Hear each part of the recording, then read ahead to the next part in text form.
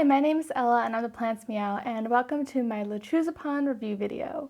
So I know this has been a long-awaited video and I apologize for the delay, and I actually, it's funny because this is actually my third time recording this video. So I did it yesterday and it turns out my hair was just all over my mic and that didn't work out. So I recorded it today, early this morning, and for some reason, my memory card corrupted the file. So I had to reformat my card, and here I am recording it again. And if this wasn't such a requested video, I would have gave up on it because,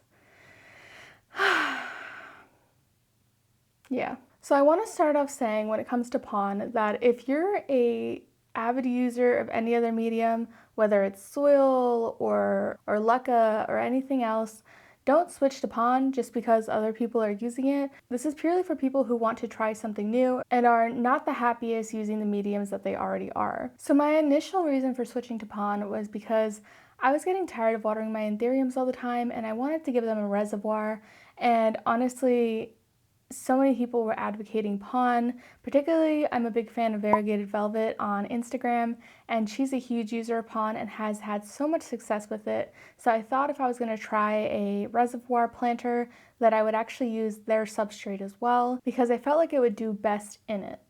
And if you're curious to know what Lechuza Pon is, I will link my last video at the end of this video where I talk about that and repot Elvira here. Now, I'm not going to get into that today. I'm purely just going to be talking about how I feel about this product. So if you're curious about that, you can go ahead and watch that one. Now, Elvira here, if you remembered her from the last video, she had these 4 bottom leaves, and since being transferred into pon, she has grown 1, 2, 3 leaves. And she's actually growing this inflow right here that's off camera. Can't see it too well. But she's kind of a beast. I'm pretty proud of her. She was a prolific grower even before going into pon, but she showed no signs of unhappiness being switched to this medium. I found switching over to this medium has no real side effects or acclimation period because it's so airy of a mix and the plants don't seem to mind at all. Especially anthuriums, I feel like they just adore being in incredibly well draining mixes and being moist constantly, so it's kind of a perfect setup for them. I do want to mention that it's important to note that when you first put them into a reservoir, to continue watering them like normal. I didn't do this in the beginning. I wanted to use my reservoir so badly in the beginning that I didn't exactly follow this to a T. So one of the plants I did put into a reservoir, it wasn't able to wick up water because I didn't give it that time to grow roots down. So with my red crystallinum, I actually let it dry out too much in the pond because I became dependent in the reservoir. And what happened was when you let your roots dry out too much on your plants, it's the same thing that happens as if it's in soil. They end up drying out and dying off, and when you rewater your plant, you usually get root rot, and that's pretty much what happened there. I ended up chopping off a good portion of her root system, and she since has regrown it really well. She's even put out a new leaf and an inflorescence, so she's definitely made a comeback that's been pretty amazing. If you actually experience rot with pon, it's probably something that you're doing on your end, because using it the proper way, I haven't had any kind of issues with rot at all. I think a lot of it comes with giving your plants a reservoir too early on than they really should be having it. Lechuza actually recommends that you do this for at least 3 months where you water them like normal and then start using the reservoir. I don't find 3 months is exactly necessary because I have a lot of plants that have just completely outgrown their planters in general. They're just busting out the seams and they have plenty of roots down under. And also some plants will start using a reservoir way earlier than others. So I know Elvira here, I think she started using it after a few weeks, but I still continue to water her like normal. I don't completely fill it all the way, but I'm probably going to get to the point where I completely fill it and just let her keep on drinking it. I know after this last watering, I'm just going to wait for her reservoir to go down and then for the water to be completely out of this pot before I go to water it. And back to talking about the roots. So roots in pon, I found just completely go crazy. They absolutely love the substrate. A lot of my philodendrons and monsteras that I have decided to switch over, I haven't put them in self-watering pots because I don't think they need them. With my anthuriums, they need to be watered more frequently, so a reservoir was something that I felt comfortable giving them. But with philodendrons and monsteras, I water them maybe once a week, maybe every 2 to 3 weeks. It really all depends on which plant, and they're perfectly fine. I water the pon like I normally would a regular soil substrate. It's the same exact thing. and the roots go absolutely insane. I'll put a photo here of my Black Magic Anthurium, which you can see is completely outgrown its reservoir and it's completely filled in its entire pot. I actually ended up repotting this one after this picture because I definitely felt it was time for an upgrade for him, but I also want to mention prior to this, I had cut off a significant amount of his root system because I propagated him, and he has just grown it back like at an insane rate. Like, I'm so surprised how fast the roots grow in this pond substrate. I'm honestly pretty taken aback by that. I was told they grow fast, but you don't really believe it until you see it, and it feels crazy that I've only been using it for 3 months because all this root growth is just wild. Even the plants that I've had in pond for only a month just completely, it's just a complete shock. Also, something else that I noticed is plants that were only keeping one leaf are keeping more now. I don't know if it's them to just liking the substrate better or it's a nutrient thing, I'm not quite sure, but my Anthurium Ace of Spades would only ever keep one leaf. I've had him since about April of 2019, and honestly, if you've watched my houseplant tours, he either has one leaf or 2 leaves with one going out and dying off. So it's been kind of disappointing, and now he's holding on to 3 leaves really well. They're finally starting to get bigger, and I bet you like any moment he's going to be pushing out his 4th leaf, and I can't wait till my ace like looks like Elvira here because she looks so amazing and great, and I can't wait for like all my plants to get big and bushy. I just completely love it. Also, I don't think I mentioned, but Elvira here is an unknown hybrid and I absolutely love her. She's incredibly dark and looks very photoshopped all the time. She's definitely, I think she might be my favorite in Anthurium. Yeah, so I'm sorry I don't know what she is for people that do like her. Since she is putting out inflorescences, I do plan on pollinating her, so hopefully I'll have some seedlings available for her in the future, but she's absolutely gorgeous and I completely adore her. She even has these really cute like pink back leaves and I really adore her. Also really love that she has this like pebbly, bully like kind of texture to her. Doesn't she look crazy? I feel like even on camera. So some important things to consider is to not let your substrate get too dry. This is a very airy substrate, and Lechuza usually recommends a dry period if you're using self-watering pots, where you let your plant completely dry out. Now for anthuriums, I don't deem this necessary in the slightest because it's a high risk of killing off your roots by letting them dry out. You never want them to completely dry out. Something you're definitely going to have to be conscious of is plants that you have in like regular pots or plastic small pots, is they're going to be drying out at an exorbitantly high rate, and you're going to have to like keep track of that because like I said, if it gets too dry, you're going to end up killing off your roots. I actually think my favorite way to keep the plants, it's funny because I started off really wanting to use the self-watering reservoirs, but my favorite way to keep the plants is just in a regular pot and water like normal because I feel a lot more comfortable doing that. There's still something about self-watering that just kind of like makes me feel weird about it. Like, I don't know. Yeah, I don't know.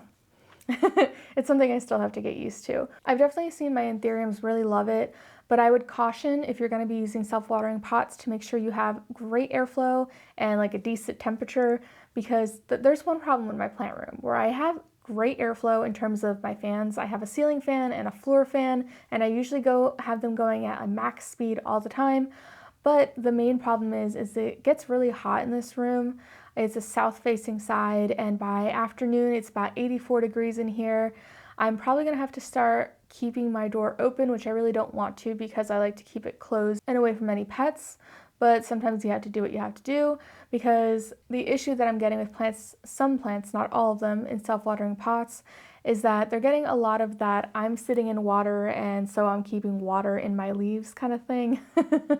So with that, you can get some bacterial issues, so you get spotting around the edges of your plants. This has become an issue with my Anthurium Quechua Queen and my Anthurium Carla Blackier, and I've decided for my Carla that I'm just not going to keep a reservoir for now until I figure out the temperature in here, and she's doing perfectly fine with that. She definitely prefers getting a little more dried out, which is weird because I know where she's from, she definitely remains moist constantly.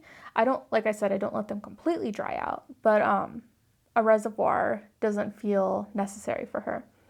Now with my Quechua Queen, she's a thirsty girl. So honestly, I don't even feel comfortable letting her, like watering her like normal, letting her dry out because I feel like I'd have to water her the next day. So I keep a reservoir for her, and she literally drinks the whole reservoir in like a week or two. So I kind of just been doing that, but I pretty much just got to worry about getting that temperature down, and I feel like self-watering won't be an issue once I've solved that. So another important thing is to make sure that you're adding additional fertilizer. So the slow-release fertilizer that is in Pon, like other slow-release fertilizers, doesn't contain calcium, and I don't know if it contains magnesium, but I know it's not a lot. So I've been supplementing my plants in Pon with CalMag, and I suggest you do this for every watering. It is wonderful for your plants, especially for anthuriums, because they're quick to show signs of deficiencies. And anytime you have a deficiency on your anthurium, you're just not going to be able to keep leaves like that. And they're also just not going to look their greatest. Additionally, if you use reverse osmosis water like I do, you'll know that there is no nutrients in that kind of water, so you'll definitely need something like CalMag to supplement every plant, even if it's in soil, because you'll definitely notice some signs of deficiency. Now I wanted to go over some of the planters because there's some that I do and don't recommend. If you look here, I have Elvira in what Lechuza calls a Quadro pot. So I bought a bunch of these and Classicos in the beginning, and I potted a bunch of plants. And because these pots said the word premium next to it, I assume they came with the little knob at the bottom that you can release and let the water out. And I realized after I potted a bunch that they did not have it, and it seems like the company I bought them from actually filled in those holes, which is kind of annoying because Lechuza advertises that knob so you're able to drain your plants, but then companies have the option to fill in those holes, and I don't think that's okay. I definitely am not a fan of that. I think inserts are so important for your plants because once you start giving them your own nutrients, you're going to want to flush your plants, and you're not able to flush them in a system like this. The only way to get the water out is where the water meter is, but you would have to hold down your pot and make sure it doesn't go flying if you tilt your pot, so it just doesn't make sense. So not a fan of these pots. If you like the Quadro and Classico looks, I recommend the LS models. They have removable inserts, which are completely fantastic, and that's exactly what you want. The great thing about the Quadros and the Classicos is they also come in a variety of sizes. Unlike a lot of other Lechuza models, which don't come in a lot of sizes, these definitely do. So the main downside of not having an insert, like I said, is you can't flush nutrients. You also can't remove water easily if you overfill your pot by accident. You don't know when it's time to repot, and you don't know if there's something wrong with the root system. So it's a big drawback to not have a removable insert. So other pots I would recommend, you have your Deltini. There's a mini Deltini 4-inch and a regular Deltini 6-inch. Those are some of my favorites. They don't come in bigger sizes, unfortunately, and since Lechuza has been around for so long, I don't see them upgrading that size, but I really like the build of this model, and it's definitely one of my favorites. And if you like these sizes but prefer a clear insert, I would recommend the Mini Cubi and the Maxi Cubi, which are also 4-inch and 6-inch. Now these have, like I said, clear, so if you're a big proponent of looking at your roots grow, this is absolutely fantastic for that. I actually don't have any of these, but if I had looked around more when I first started getting pots for my plants, then I would have definitely bought some. I may in the future, but at the moment I don't need any of that size, so I don't have any, but I think the shape is really cool for them. Another one I really like is the Puro, which comes in a 5-inch size. I don't recommend the bigger size. I'm not sure what it is, but it's pretty gigantic. But the insert is actually much smaller than the actual planter, and it takes up way too much room. So I recommend, if you're going to get the Puro, just the 5-inch size. I have these in their special limited edition black color that came out on Halloween. I like them because they remind me of Star Wars and Vader and something like along the lines of like little droids he may have around, so I thought they were cool. But again, they are a smaller size, so not the greatest. So for your crawler plants, I would recommend the Delta 10 and the Delta 20. So these are great because they are longer pots with also removable inserts, and they're just absolutely perfect for your crawling plants. If you really need a longer crawling pot, I recommend the Balconera. This one is a lot bigger, so you're not going to be able to fit it on regular shelving unless you actually put it horizontally. But in that case, it's pretty much going to take up a whole shelf on its own. So this is something I would recommend putting like on a table or on the floor because it does take up a lot of room. So I hope you found this review helpful in some ways. I do plan to do another review after 6 months and then another one after a year, so you can see if my opinions have changed at all or if there's anything additional that I wanted to address with it. I know people have been wanting me to review this for a long time, and I just haven't got around to it because I felt like I wasn't ready to do it. Like I saw a lot of success with my plants, but I wanted to make sure that I had at least done it for 3 months before I kind of gave you my feedback. I personally absolutely love Pon. It's super airy, it's carefree, you don't have to worry about measuring your soil substrate, like picking what goes into your soil, and if you like that, that's fine. I even kind of liked it too, but honestly, it's more of a hassle than it's worth, and in the end, Pon is ready to go, and you don't have to worry about how airy it is because it's already very airy. So I'm really happy with the results. I'm really surprised at how much bigger the roots have gotten with my plants.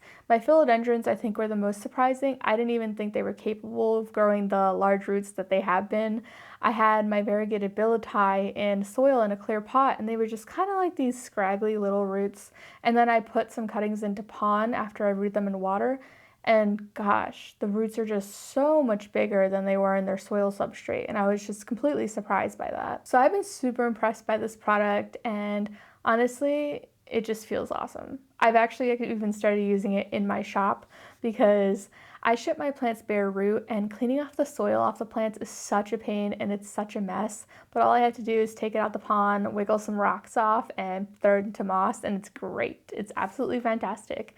And the great thing about this is it's completely reusable. So I can just keep on recycling my pond and using it for other plants and don't have to worry about it breaking down at all. A lot of the times with soil that becomes an issue, but when you're using Pon, that's not an issue at all. I know a lot of the times my plants in soil over time will start getting compacted and decompose, and it's not great for the breathability of your roots. So this is something that I really do enjoy. I don't have to worry about repotting it for a long time. I certainly don't have to worry about the health of the roots when it's in Pon.